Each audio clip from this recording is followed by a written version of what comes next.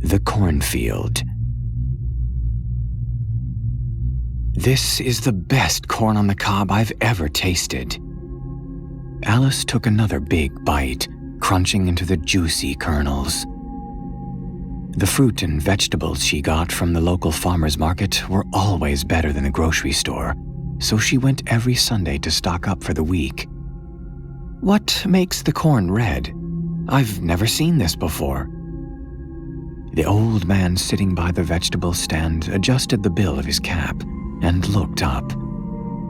It's a hybrid seed, a special type of corn. I call it the Red Queen. He was a grizzled old fellow, his skin leathery and dark from years in the sun. It's delicious. I can't get enough of it.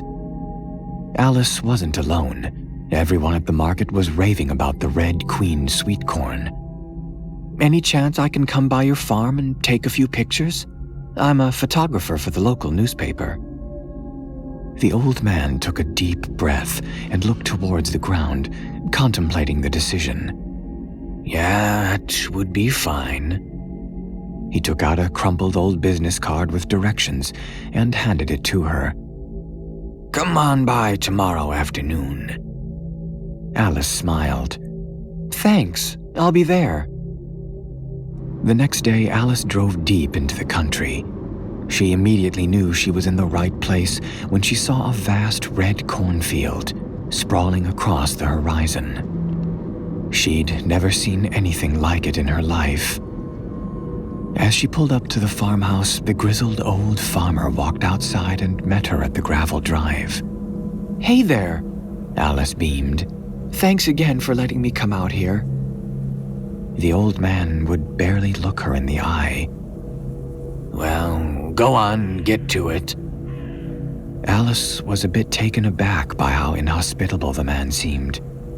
Okay.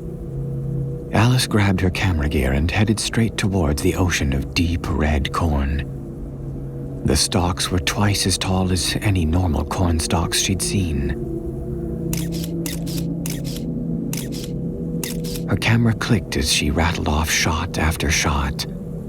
The cornfield loomed above her, almost beckoning her to step inside. She continued forward, letting the sea of red surround her. With each step, the husks brushed against her skin, the sunlight scattering through the stalks towering above. She lifted her camera for another shot, focusing in on a particularly bright ear of corn bursting out of its leafy encasement. As the camera focused in, Alice noticed something odd. A red liquid was dripping from the husk. She reached her hand out and touched it, rubbing it between her fingers. Blood, she whispered to herself. She grabbed the ear of corn and ripped it open. More red liquid spurted all over her hands. Alice inspected the corn closely. Then her stomach turned and the air in her lungs seemed to evaporate. There was a human tooth lodged inside. I'm so sorry.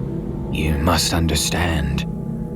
Alice whipped around to see the old farmer standing just outside the field. His face solemn, his eyes welling up with tears. The Red Queen must eat. If she doesn't, she will spread. I'm so sorry.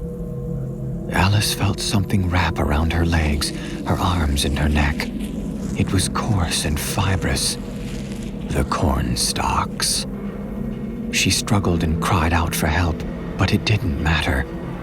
She was pulled deeper and deeper into the field until the sound of her screams could no longer be heard.